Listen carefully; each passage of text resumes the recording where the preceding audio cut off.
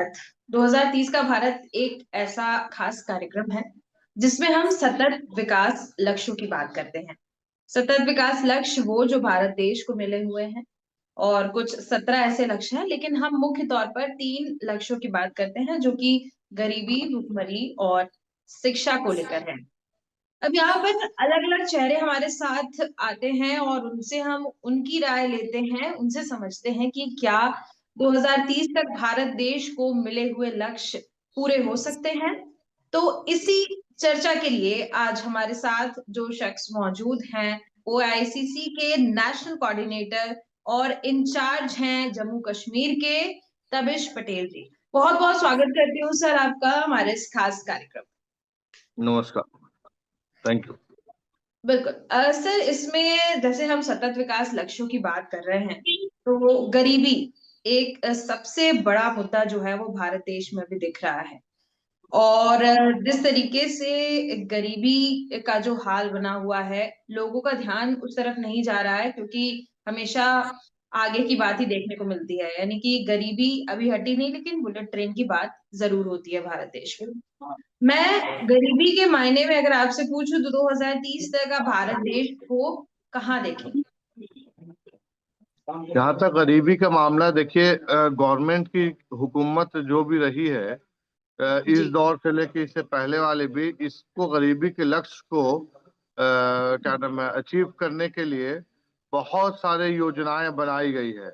मगर अगर उसको देखें तो फ्लोर पे इम्प्लीमेंटेशन उसका कभी नहीं हुआ है और ना हो रहा है। उनका एक स्कीम लाया जाता है गरीबी को हटाने के लिए, मगर स्कीम जाती कहाँ है, इम्प्लीमेंट कहाँ होती है, ये पता नहीं है।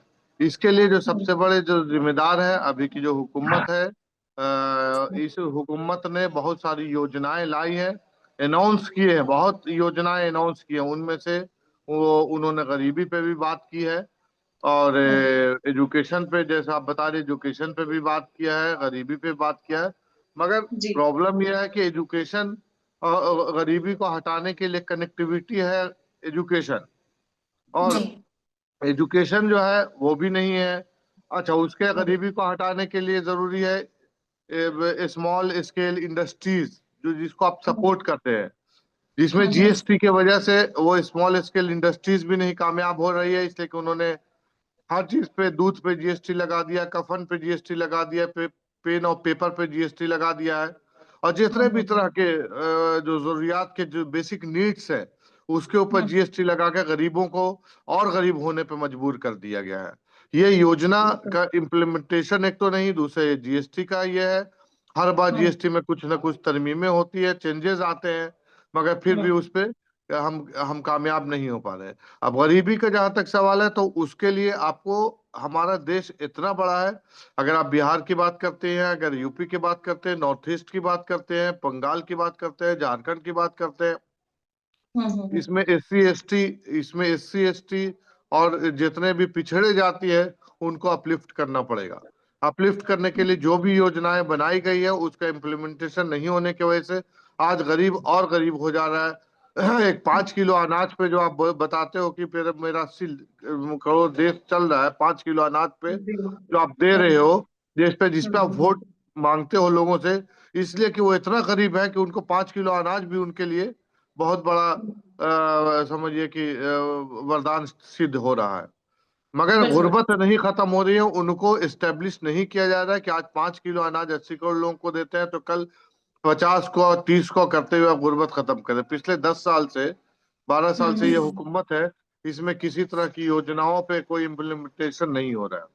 अब यहाँ जहां पर तक गुर्बत, शिक्षा की हम बात करते हैं, हमेशा शिक्षा की बात जो किसकी सामने आती है, किसकी बात शिक्षा को करती है? लेकर हमेशा ये असमंजस की स्थिति बनी होती है। सबसे बड़ी बात जब हम जैसे आपने बोला कि जो पिछड़ी जाती हैं उनको यहाँ पर सपोर्ट करना पड़ेगा, तो मैं यहाँ पर ये जानना चाहती हूँ कि भारत देश में जातिगत तौर पे तो गरीबी नहीं होगी, यानी कि जो जाति आगे भी है, जो अपर कास्ट है वो भी कहीं ना कहीं गरीब होंगे और लोअर कास्ट के लोग जो है वो भी कहीं ना कहीं गरीब होंगे। तो क्या हम जाति के तौर पर कैटेगराइजेशन ना करते हुए अगर हम इनकम बेसिस पे या लाइवलीहुड बेसिस पे अगर हम कैटेगराइजेशन करें और उसके बाद गरीबी को नापे और उसके हिसाब से जो स्कीम्स हैं वो अगर सामने आए, तो क्या हम गरीबी को खत्म कर पाएंगे 2030 तक?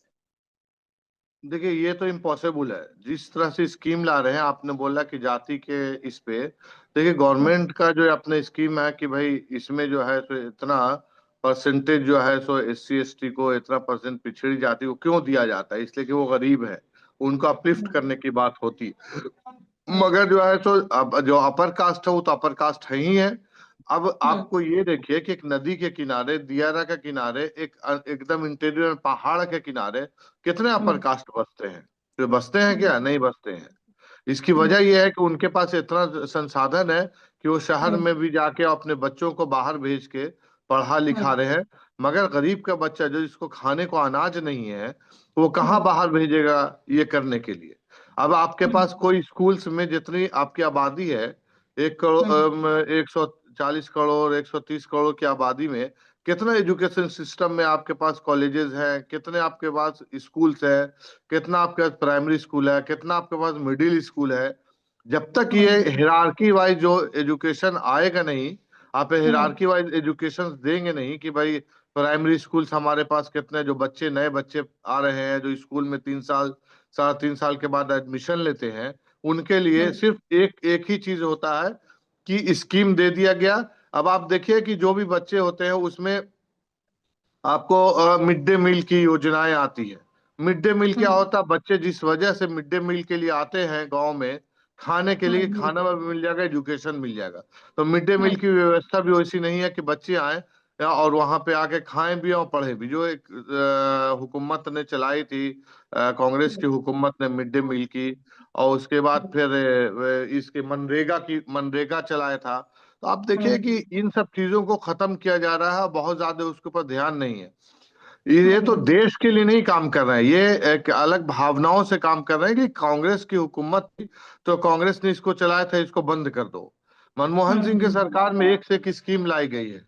जो स्कीम हम्म। मनमोहन जी ने लाया था उस सर, लेकिन स्कीम का। कांग्रेस पार्टी पर बाकी जैसे आरोप लगते हैं, आपने भी सुना होगा कि कांग्रेस ने पिछले दिनों, पिछले जो साल बीते उसमें हालत, पूरी व्यवस्था देश की जो है वो चरमरा दी, यानी कि हालत खस्ता कर दी देश की। इसलिए देश की व्यवस्था को सुधारने में बाकी पार्टियों को टाइम लग रहा है। इस पर क्या कहेंगे आप? नहीं देखिए, ऐसा है कि अभी 10 साल 12 साल का इनका टेन्योर हो गया है। अब जो है हम्म, सो ये तो इल्जाम की बातें होती है। पहले टर्म में आप इल्जाम लगा सकते हैं किसी के ऊपर, जब आपको जनता ने चुन के भेजा है आपको, तो आपको तो हम्म, काम उसी हिसाब से, जनता के हिसाब से करना चाहिए। स्कूल खोलने में क्या योगदान हम्म, नेहरू जी का है? आज जिस एजुकेशन सिस्टम में आप हैं, हम्म, एम्स आपके पास खुला हुआ है, उसके बाद आपको AIM खुला हुआ है, और जितने JNU है, DU है, और जितने भी हम्म, बड़ी संस्थानें जिस तरह से खोली गई थी, ये किसके जमाने में खोली गई थी? आज तो IIT है।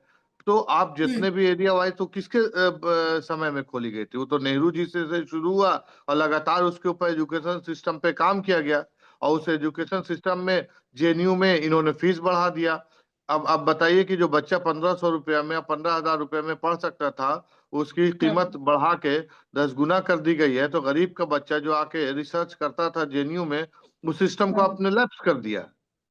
अब उस सर, एक सिस्टम सवाल पे। मेरे जहन में उठ रहा है कि जैसे आपने कहा कि कांग्रेस के जो शासनकाल था, कांग्रेस के टेन्योर में स्कूल्स बनाए गए, जवाहरलाल नेहरू जी के दौरान भी काफी सारे स्कूल बनाए गए, IIT आए हैं, और भारतीय जनता पार्टी का जो काल चल रहा है उसमें ये सारी चीजें की फीस जो है वो काफी ज्यादा महंगी हो गई है। जाहिर तौर पर अगर एजुकेशन की बात करें तो एजुकेशन इंडिया में सबसे ज्यादा महंगा माना जाता है, जो कि नहीं होना चाहिए। लेकिन सवाल ये कि अगर कांग्रेस के समय में ये इतनी सारी चीजें की गई थी, तो फिर अभी क्यों कांग्रेस को दोबारा मौका नहीं दिया जा रहा है जनता के द्वारा? क्यों एक लंबे समय से कांग्रेस विपक्ष में है? देखिए उसकी वजह अलग अलग हो सकती है। कांग्रेस की इंटरनल मैनेजमेंट है जिस पे काम किया जा रहा है। देखिए होता क्या है कि हर आदमी सत्ता की तरफ भागना चाहता है, और जो लोग कांग्रेस के लोग थे, आज बीजेपी क्या है? कांग्रेस करण है। बीजेपी में अपनी कोई सलाहियत नहीं है। वहां भी जो लोग गए हुए हैं, कांग्रेस के ही लोगों को भेजा गया, क्योंकि जो लोग जितने भी लीडरान थे, उन्होंने अपने सत्ता के लिए बीजेपी को चुन लिया है। अगर इतना ही काम ये लोग करवा सकते थे, जो लोग यहाँ से गए थे, तो एजुकेशन एजुकेशन सिस्टम का ये हाल नहीं होता ना, हेल्थ का हम्म ये हाल नहीं होता। सिर्फ क्या होता है, हम्म लोगों को लाकर डंप कर दिया गया, वॉशिंग मशीन में डाल के उनकी जितनी भी चीजें उसको धो दी गई, इल्जाम लगाने के बाद उसके बाद वो काम कर रहे हैं। तो ये हम्म ऐसा बोलना कि अब जो है कांग्रेस को क्यों हटा दिया गया, ये तो जनता का अपना विश्वास है। मगर जिसकी बात आप बोलते हो, आप विदेश में जाते हो, बोलते हो गांधी जी का मुल्क है। कैसा मुल्क है, इसीलिए आप बोल पाते हो कि इतना तरक्की किया उस दौर में। जो चीज नहीं था, आप उस वक्त जो जीडीपी था, वो आज के जीडीपी में फर्क आप देखिए कि नेहरू जी ने जब लिया था हिंदुस्तान को और कांग्रेस पार्टी ने लिया बिल्कुल। था, तो कांग्रेस पार्टी के बीच क्या था और क्या था और किस तरह से बनाया गया है। पूरा देश में हम्म। आप जगह जगह जितना मतलब आपने जिस तरह से स्कीम बनाई गई थी, अब उस स्कीम को खत्म कर दिया गया है। चाहे एजुकेशन का आपका जो ये है क्या बोलता है बजट है, वो कितना आपने बजट किया, हर बार एजुकेशन के बजट को कम कर देते हो, हेल्थ के बजट को कम कर देते हो। आप कहाँ से बिल्कुल 2030 में सिर्फ बोल वचन से काम नहीं चलता है। देश के लिए काम बिल्कुल कीजिएगा तो बिल्कुल जनता हमेशा चुनेगी। अब जहां तक पिछली बिल्कुल बात है कि उसके बाद से काम किया जा रहा है, कांग्रेस हमेशा से पॉजिटिव वेव में है। पॉजिटिव कांग्रेस के पास जो काम करती है और करती है, और भी जहाँ पे प्रदेश में जो कांग्रेस ने वादा किया था, उस वादे को इम्प्लीमेंट किया है और कर रही है, उस पर काम कर रही है। देश जो चलता बिल्कुल। है सर, वो। यहाँ पर एक सवाल मैं आपसे पूछना चाहूंगी कि देश की हालत काफी खराब है। हम जो तीन मुद्दे पर बात कर रहे हैं, गरीबी, शिक्षा और भुखमरी, ये तीनों एक दूसरे से इंटरलिंक्ड हैं। अगर गरीबी राइट। की व्यवस्था जो है वो सुधरती है तो कहीं ना कहीं भुखमरी भी कम होगी और शिक्षा का स्तर भी बढ़ेगा। सबसे इम्पोर्टेंट बात बना ये है दो। कि इस पर कोई बात नहीं करना चाह रहा है कोई हाँ। भी। और सबसे बड़ी बात, रूलिंग पार्टी, उसको सामने आना चाहिए इन सब मुद्दों को लेकर, लेकिन वो नहीं आ रही है। यहाँ पर विपक्ष की जो भूमिका है वो बहुत ज्यादा इम्पोर्टेंट है, क्योंकि विपक्ष को किसकी? बार बार याद दिलाना पड़ता है कि क्या क्या क्या क्या, क्या किस चीज की? विपक्ष की जो भूमिका है, ऑपोजिशन पार्टी की, वहां पर इन मुद्दों को याद दिलाना कि जो पार्टी रूल कर रही है उनको याद दिलाना कि गरीबी मुक्त भारत देश करना है, शिक्षा का स्तर बढ़ाना है। तो क्या आपको लगता है कि विपक्ष अपनी भूमिका अच्छे से यहाँ पर निभा रहा है? क्योंकि देखिए, रूलिंग पार्टी तो कुछ भी नहीं कर पा रही देखिए, ऐसा है कि आप जहां तक बता रहे हैं कि विपक्ष ने हमेशा से अपनी है। जिम्मेदारी निभा रहा है और निभाया है। और मगर हम्म उसके पीछे एक जो इनका ये है कि हमको डिक्टेटरशिप चाहिए, तानाशाही चाहिए, आजादी नहीं देना है किसी को। जितना भी हम्म आप देखें, बड़े बड़े जो कवि हैं, एजुकेशनिस्ट हैं, शुरू में बहुत बोला और लोग बोलते भी हैं, अभी भी बोल रहे हैं, उनको जेलों जी। में डाल दिया गया। बरमूला जैसे लोग जो मांगते हैं कि भैया हमको एजुकेशन दिया जाए, मीडिया का हम्म मीडिया जो बोलती है उसको आपने ईडी के नाम और इसके नाम से आपने कर दिया, सी हम्म सीबीआई, ईडी, और इसमें आपने पूरी तरीके से इस तरह से लीन कर दिया है लोगों को कि लोग अब डरने लगे हैं हम्म। कि अपनी नहीं लाइफ सर, भी लेकिन देखनी है करनी। डेमोक्रेटिक डेमोक्रेटिक कंट्री है, और बोलने की आजादी है, अपने विचार रखने की आजादी है। और अगर किसी पॉलिटिकल पार्टी से जुड़े हुए हैं तो उसमें अगर डर के आगे बढ़ेंगे तो फिर देश का क्या होगा?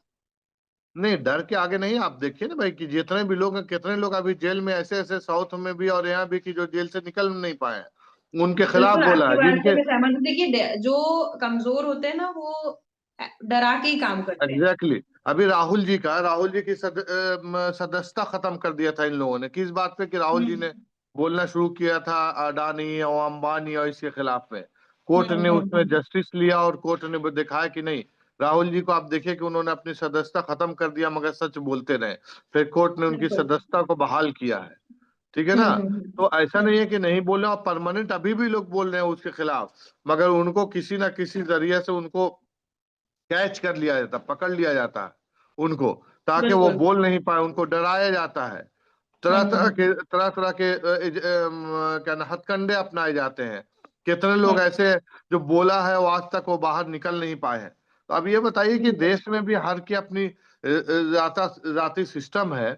उस सिस्टम के हम्म खिलाफ अगर आप बोलते हैं तो गवर्नमेंट ने उस पर हमला करती है, हमेशा से हमला कर रही है। कि आपको बिल्कुल। डेमोक्रेसी, आप बोलते हैं डेमोक्रेसी में सबसे इंपॉर्टेंट चीज होता है जो चौथा स्तंभ होता है मीडिया का।